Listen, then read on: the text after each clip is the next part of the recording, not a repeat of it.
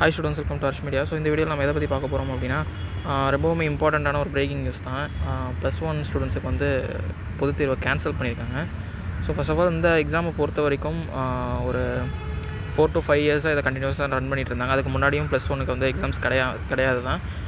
இப்போவும் பார்த்திங்கன்னா அந்த பொதுத் தேர்வை கேன்சல் பண்ணியிருக்காங்க. இதுக்கு மெயின் ரீசன் என்ன அப்படின்னா, இன்றைக்கி ஃபர்ஸ்ட் ஆஃப் ஆல் அவர் வந்து புதிய கல்விக் கொள்கையை பற்றி நம்மளுடைய அன்பில் மகேஷ் அமைச்சரும் சரி, அதுக்கப்புறம் மு க ஸ்டாலினும் சரி, இன்றைக்கி முக்கியமான அறிவிப்பை வெளியிட்டதாக இருந்தாங்க. ஸோ எல்லாருமே என்ன எதிர்பார்த்தது அப்படின்னா, அந்த இருமொழி கொள்கையையும் அதுக்கப்புறம் வந்து பார்த்திங்க அப்படின்னா காமனாக எக்ஸாம்ஸ் பற்றின அனௌன்ஸ்மெண்ட்டு தான் இருக்கும் அப்படின்ற மாதிரி தான் எதிர்பார்த்தோம்.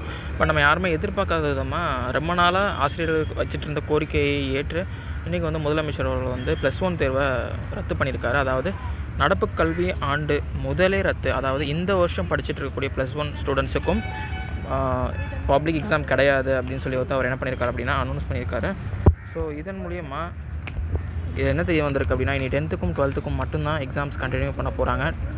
+1 பொறுத்த வரைக்கும் டேர்ம் எக்ஸாம் மட்டும்தான் அது இருக்கும். மேக்ஸிமம் அது வந்து ஒரு பப்ளிக் எக்ஸாமாக இருக்கிறதுக்கான சான்சஸ் கிடையாது. இது மூலிமா 10th முடித்து 11th ஒரு 1 இயர் கேப் எடுத்துகிட்டு அவங்க ஸ்ட்ரெஸ் இல்லாமல் படிச்சுட்டு அதுக்கப்புறம் திரும்பவும் 12th படிக்கிறதுக்கு அந்த ஸ்டூடெண்ட்ஸுக்கு அது யூஸ்ஃபுல்லாக இருக்கும். ஸோ இதை பற்றி நீங்கள் என்ன நினைக்கிறீங்க அப்படின்னு சொல்லிட்டு கமெண்ட் செக்ஷனில் சொல்லுங்கள். இன்னொரு வீடியோவில் உங்களை சந்திக்கிறேன். Until then, thank you.